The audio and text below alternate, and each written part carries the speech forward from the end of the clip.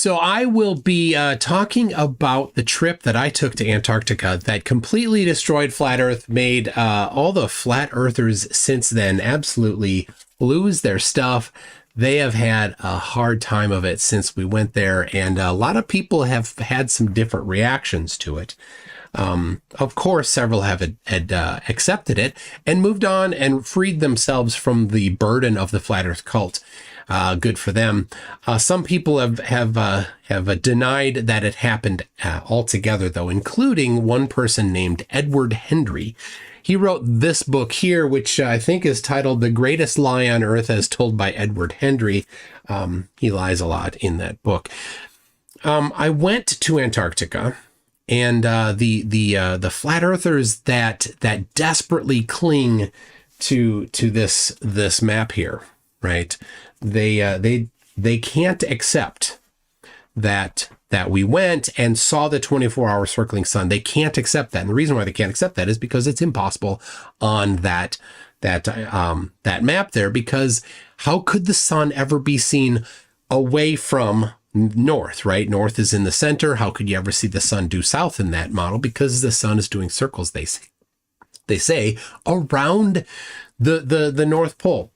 It is not possible for a circling sun on that map. And so they have to either accept it or just religiously deny it, even though there are centuries, there's 1.25 centuries about of people saying that they've definitely seen the 24-hour sun in Antarctica, including Amundsen and Scott, who used the 24-hour sun and the elevation of it with some sextant readings to determine when they had actually reached the South Pole. 2 different expeditions went there. They did not get there at the same time, but one left some flags and a marker at the South Pole. The other expedition found the flags and marker that they left using similar techniques to figure out where they were.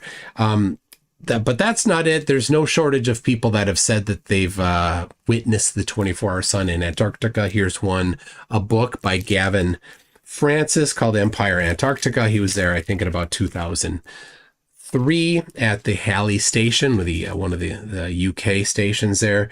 He says here on page 66, says, "Midnight came and went, but the sun wheeled through the sky regardless. Concepts of day and night, one year or the next, had no meaning in this place."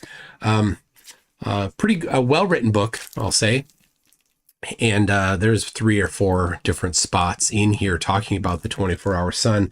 In addition, the people that were on the expedition there at Halley Station had a blog going the entire time for each month. And so Gavin had a couple blog entries speaking directly about the Antarctic 24-hour sun, as well as some other people.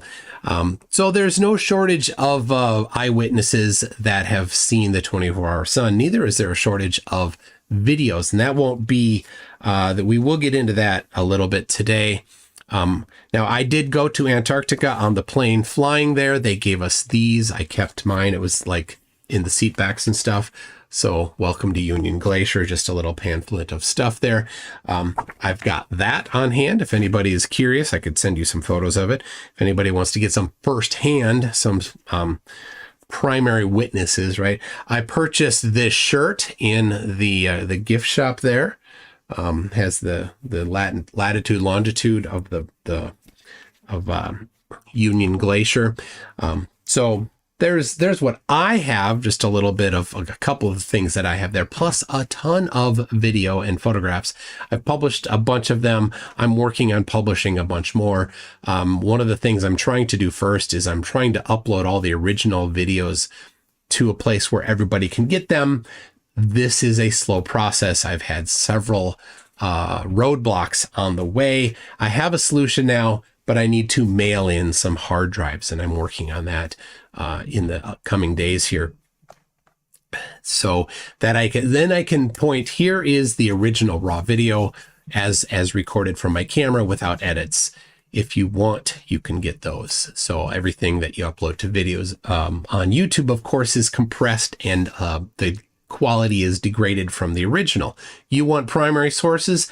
That's what you do. Now, I'm talking about Edward Hendrie, and he has a series of blog posts where he has not gone to primary sources. He has not ever asked me for any of the source videos.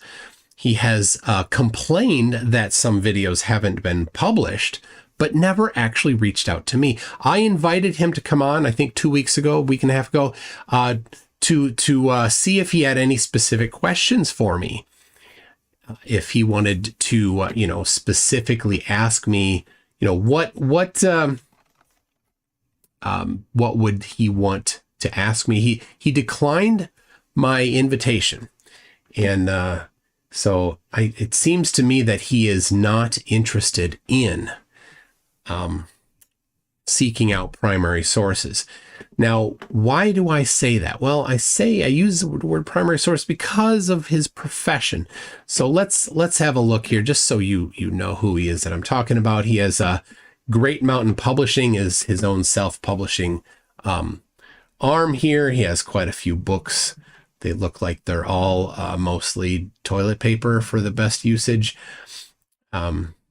Anyway, he is, for some reason, like so many conspiracy theorists, he's quite severely anti-Semitic. That's why, you'll see some of this, some of these things here that makes it pretty clear of his position on that. I want to, let's see, open image. And I want to point out this one here, this little picture here. You can see flat earthers often get confused about the sun, and Edward is no exception to this.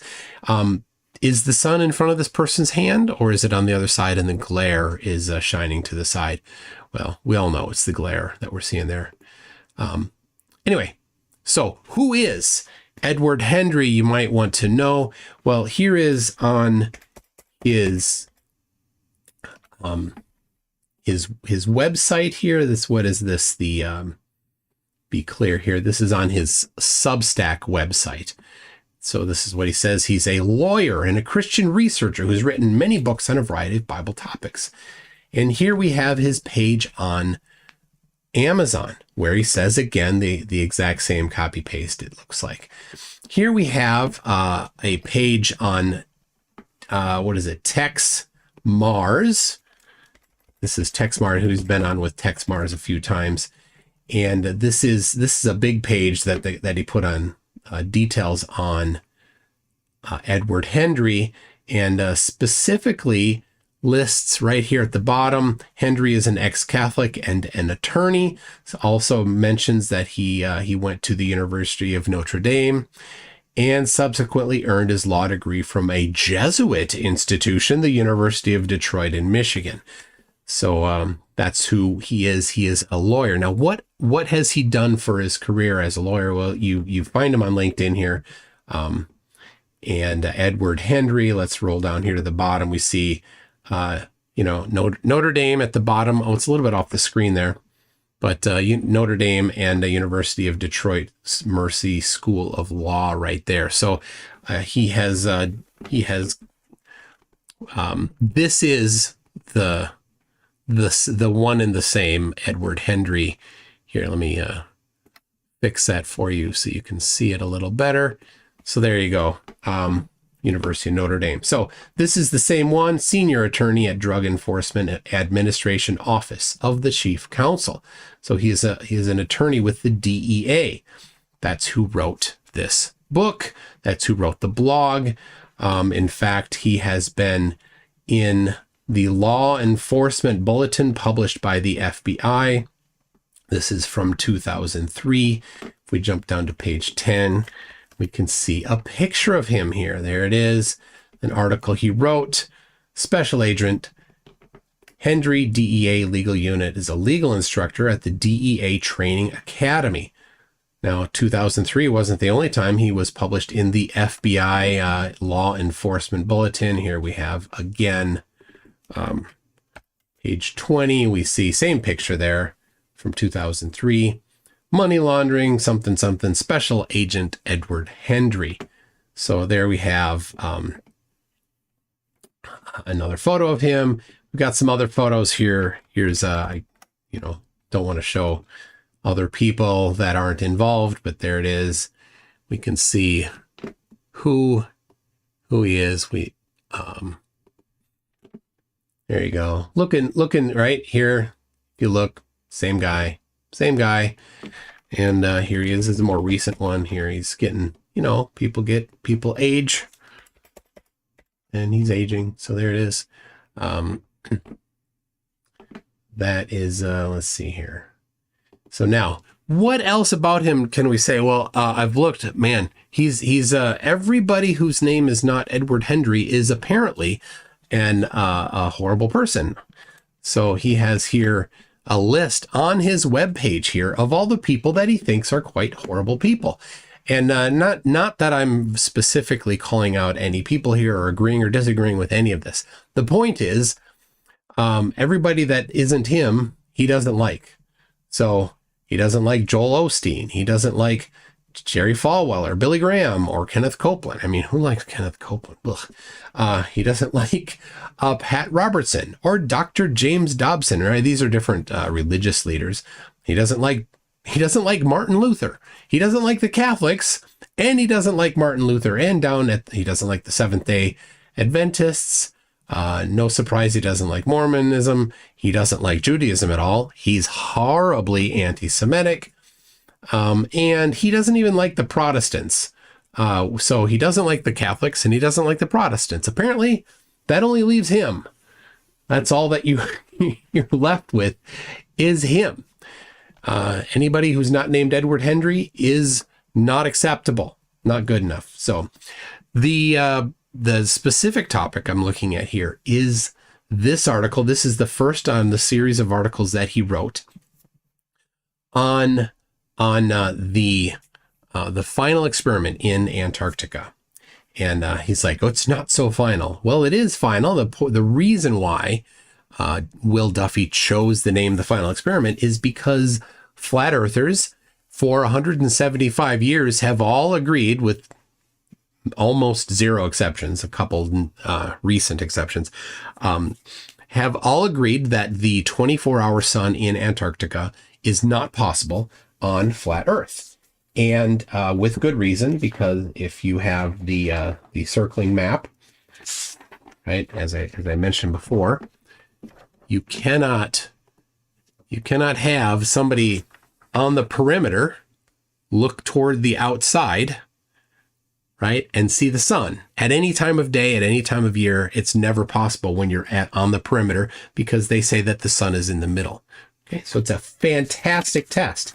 It is a true-false test for whether or not flat Earth is a tenable idea at all. So it is an extremely great final experiment for testing whether or not the Earth is flat. Science can falsify things. That's the most powerful thing it can do. So so he's rambling a little bit of whining. He mentions that their successes were trumpeted worldwide, and that's correct. Here we have themirror.com mentioning that Jaron, you can see right here, Jaron did in fact say that he was wrong. And since then, of course, Jaron has had quite a turnaround, and has completely ditched the idea of flat Earth, and is quite upset at the people that are flat earthers, because they've been attacking him and backstabbing him. The people that were his friends for 9 years, 10 years now, almost, they went and started attacking him as soon as he said, hey, I went to Antarctica and saw the 24-hour circling sun. That was all he said, and they attacked him. Terrible, terrible people. He was being honest, and they attacked him for being honest. That's not what truthers do, is it? So now with the advent of video lens technology, people have been able to prove the Earth is flat. Now he's talking specifically about the Nikon P1000, which I have one of them. And here is the P1000 that I used. This is at the beach on Pensacola Beach. And you can see there, we got the water out there, and we got, I'm up about 10 feet above the water. And what did I do? I found a boat. You see that ship right there in the middle? I found this ship, and on this ship, you can see the superstructure. Looks like it's a fishing boat. So you only see the stuff above the hull, really. And I used that very camera that he thinks is so ever so good at proving flatness. Well, I zoomed in on it. I did exactly what flat earthers said would you can do with that camera. And they said that it would bring back the boat in full if you just zoom in enough. So here's the zooming in. Oh, well, it's the exact same amount shown. Well, let me zoom in all the way. Oh, well, look at that. It's the exact same amount shown. You don't see any of the hull. None of it at all. So unless that boat is sinking, it's behind something. Something is actually blocking the view to it. So that's not good for flat Earth. So no, in fact, the video lens technology doesn't actually work. It's a little bit of a bait and switch is what they do with it. So anyway, they say one trick is they use is to not measure or examine the Earth itself, but to look at the sky. Well, why not look at the sky? It's evidence. All evidence is good as long as it's well done. Let's do a good job looking at the sky. Well, in fact, in Edward's book, he does mention looking at the sky. So if you're going to suddenly switch around and no longer accept looking at the sky, well, then you better tear this book up.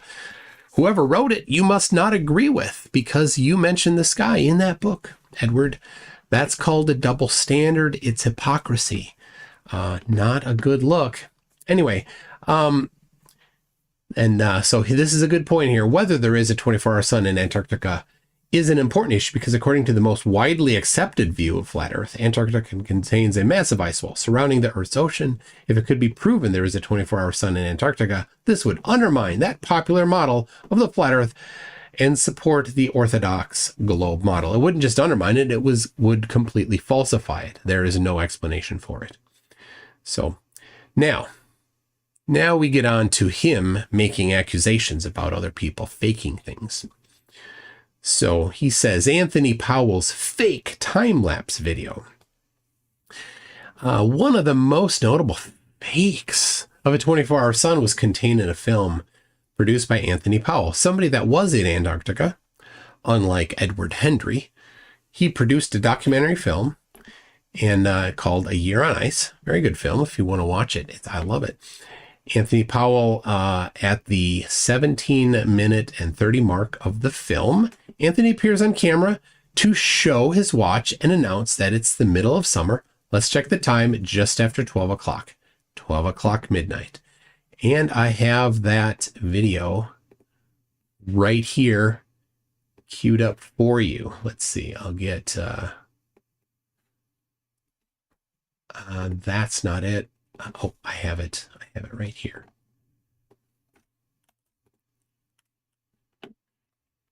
Hold on.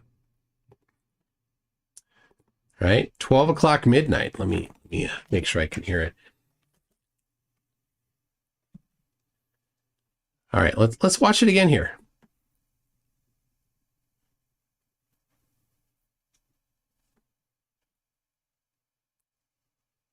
All right, so this is important to note right here.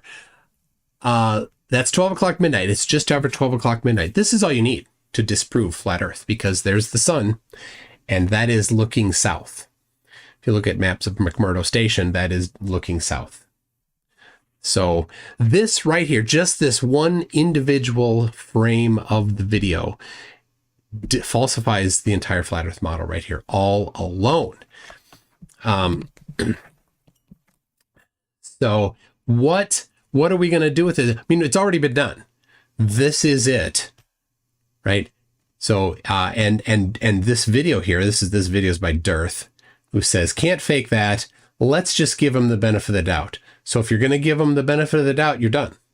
Benefit of the doubt, that's the sun, 24-hour sun, doesn't matter. You don't need it. You don't need to see a full 24-hour video. All you need to do is see the sun due south 1 second.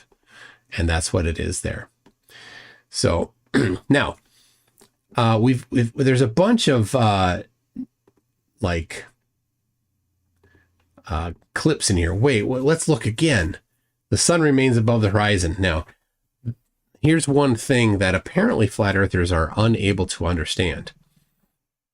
you can film something at different times of the year. Notice the lack of snow. Yeah, no snow there. And, oh, look, it's obviously filmed on different days. And here they are making a big deal of it as if it's an issue. It's not an issue. You can film things on different days. In fact, if you were to reach out to Anthony Powell, he's a real human and has an email address and a phone number, and he'll answer him if you reach out to him and ask him what happens. What happened here? Why is one with snow and one without? Well, the answer is that he will give you, because other people have asked him. Unlike the lawyer who would, you'd think that a lawyer would know how to do some research and find primary sources. Anyway, the one on the right there was filmed quite a bit before the one on the left. And he was in Antarctica producing film and sending it to the production company. And they're like, hey, can you introduce this clip? So he had gotten the 24-hour circling sun video before, and then later they're like, hey, we need you to introduce it. So that's when he came out there with the watch. So they were done on drastically different days, which is completely acceptable. I don't know why that would be a problem, but apparently this is very confusing to flat earthers to understand how that could happen. So anyway, so we're watching the video here going around. Sun looks a little fake. And that's probably just me being silly. It is in fact you being silly. There's nothing fake about that sun. Go outside on a sunny day. Maybe Flat Earth Dave has never done that and pointed a camera at the sun. But this is what you get when you point this camera at the sun. So anyway, what is going to be the complaint here? Well, I think I know. Pretty sure I know what it's going to be. And will they? Here comes again that mountain. Will it show that they did deep research? No, it won't. It's gonna be the opposite of deep research. They didn't go. They just looked at this video. The one thing that they had in mind while looking at this video was to absolutely require that it be faked. But it doesn't matter. We already saw the sun due south. So, but yes, the beginning and ending are the same. They looped the video. Not a problem at all, because the original video exists. I'm sure they reached out to Anthony Powell. And, oh, geez. So, did they reach out to Anthony Powell and say, hey, Anthony, can you explain this? Well, Doc Studios interviewed Anthony, and Anthony went over it with them. And, Will Duffy talked to him as well. And Will was able to get the original video. He was happy to share it with me. And right here is the original video. What do you think of this? I'll just play it here. This is the original unedited video from the camera. You can see this is a fisheye lens, which is a good way to film things in Antarctica. So let's watch it a little bit. And the reason why it's a good way to film things is because you want to have it. It's the kind of thing you'll have on hand because you don't need to move it sometimes, right? When we were in Antarctica, we used Insta360s. Now, this was from 2008, so they didn't have this particular model of Insta360, but it's the type of camera that would be used. So here we go. We're coming around to that mountain again. Let's see if in the non-clipped version, what we see here, the original. So the original, oh, look at that. The clouds come in. So the clouds come in partway through here, right? And we can jump back the first time through. And so this is all the first time through, right?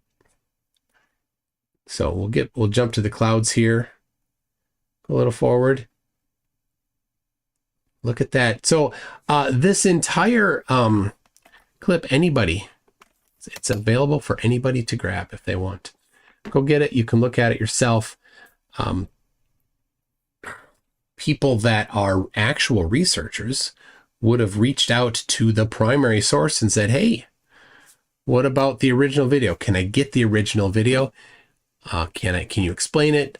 No. none of that happened. And this is pretty common for flat earthers. What they do is they start with the conclusion, Earth flat, and everything has to match it from then on, right? This is the process they use. So step 2 is let's go find evidence that sort of maybe kind of, but not really supports flat Earth, which isn't what is applicable for this particular one. Then they'll go to step 3, reject any and all evidence that contradicts flat Earth.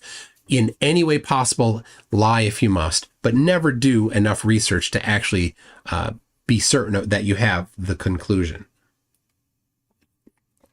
That you have the conclusion correct. They do not want to ever consider looking at evidence all the way through and deeply looking at it. And that's what happened here. They didn't look at it.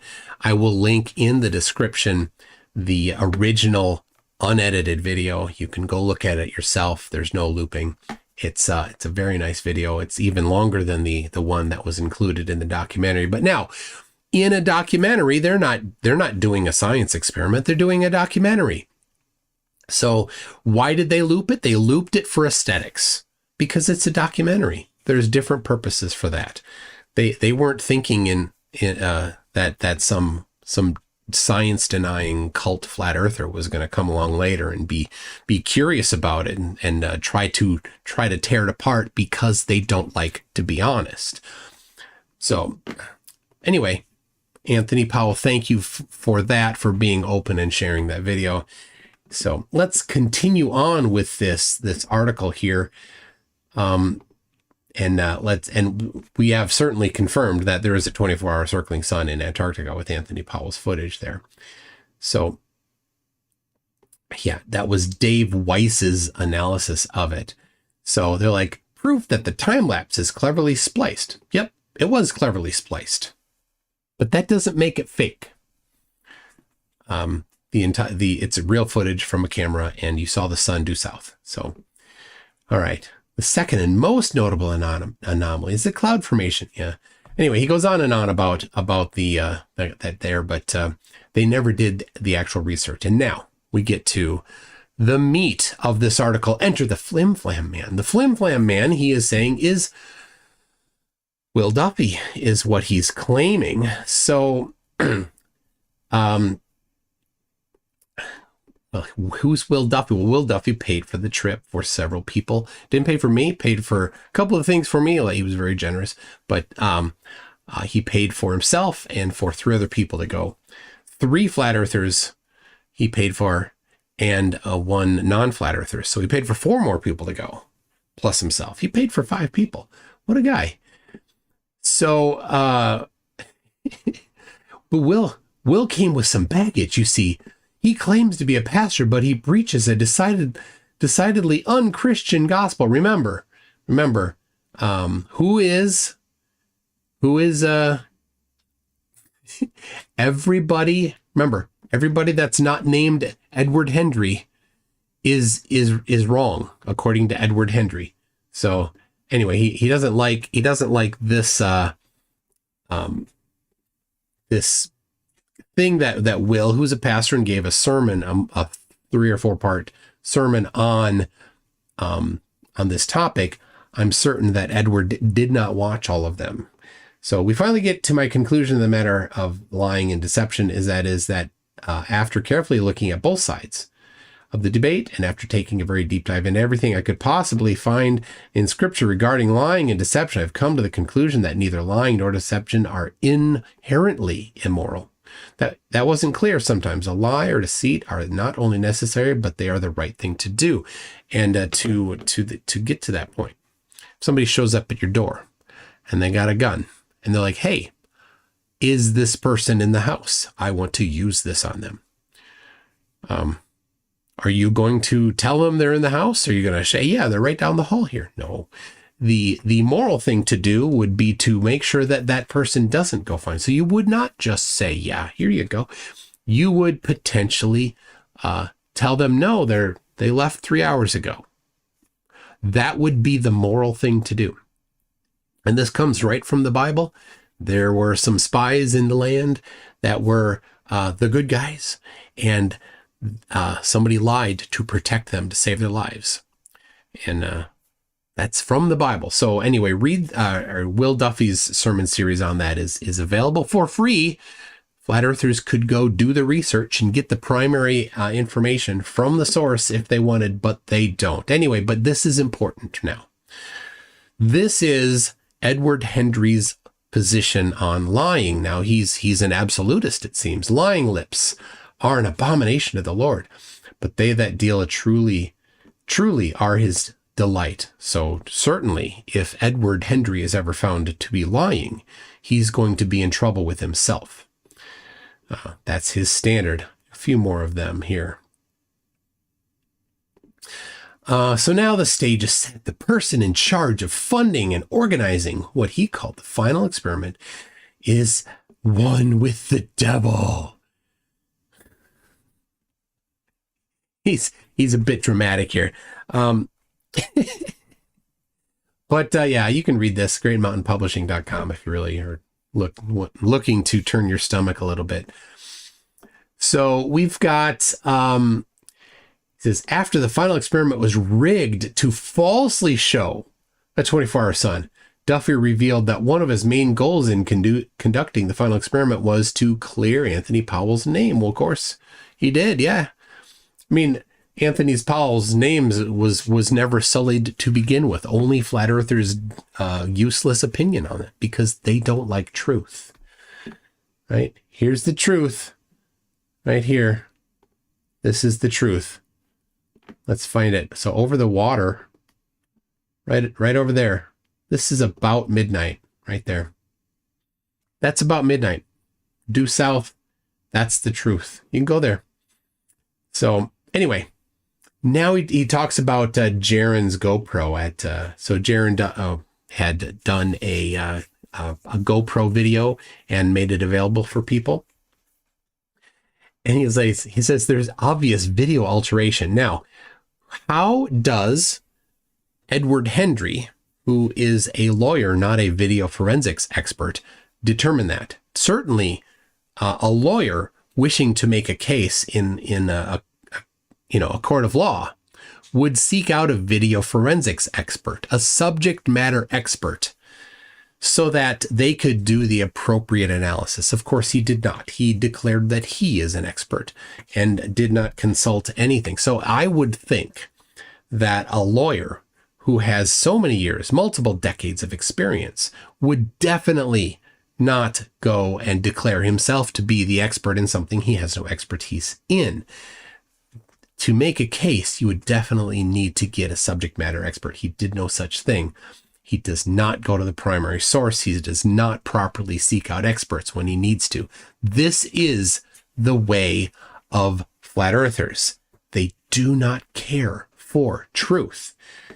If he did, he wouldn't have done it himself. Anyway, they used some sort of video technology. What sort? You don't know. You're not an expert in it. That allowed them to create a fake sky backdrop.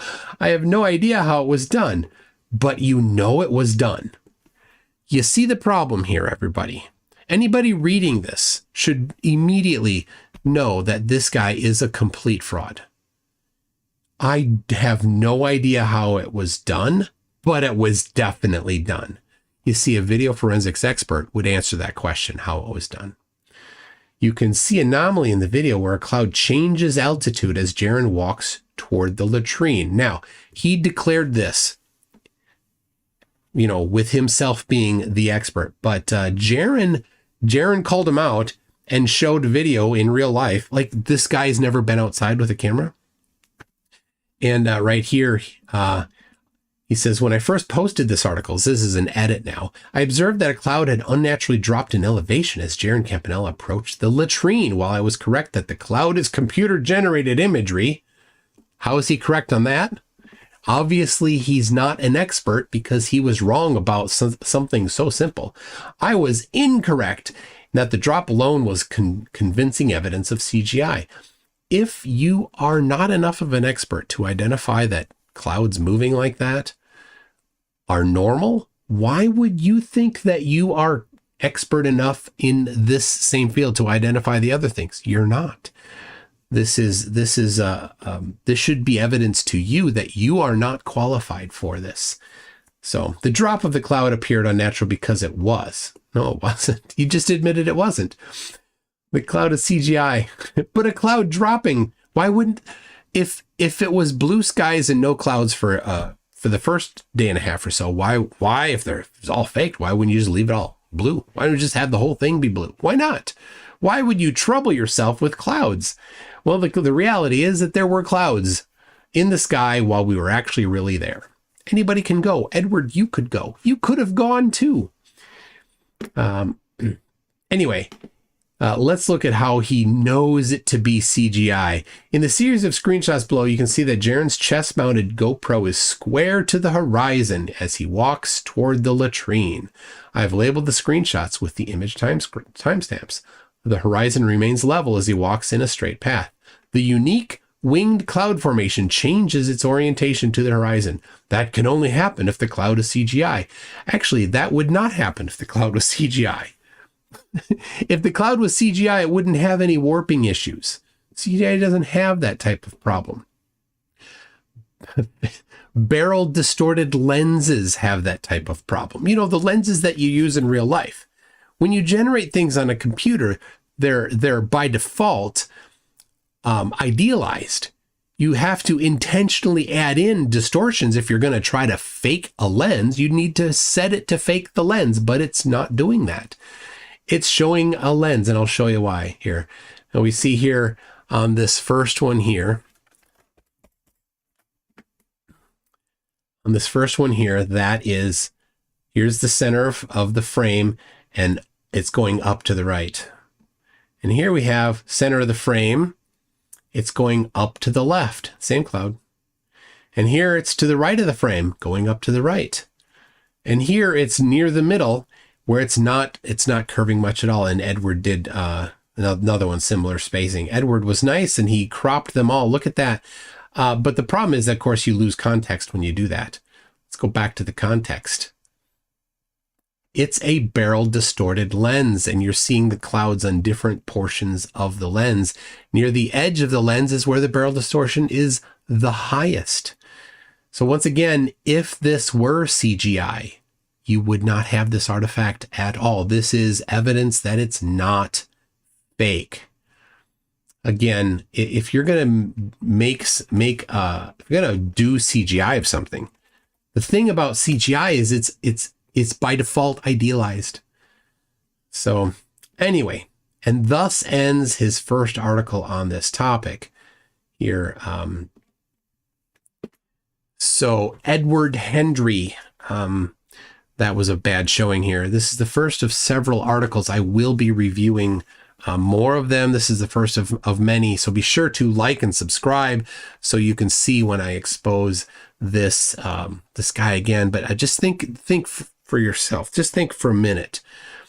This guy is a lawyer, supposedly a lawyer. And if you were to make a case as a lawyer, you definitely want to get the primary source. And he has not asked me one time for any videos. I have on hard drive right here. I have on these three. I have another one over here. The original raw from the camera Insta360 videos, all of them. I have the original raw unedited action cam footage from my camera. He has not requested that of me. He has not said, hey, can I ask you some questions so that I may get an understanding of it? This is the type of failed investigation that flat earthers do. They're not interested in seeking out the truth. They have their pre-selected conclusion, and that's the only thing they care about. So anyway, we'll see you next time.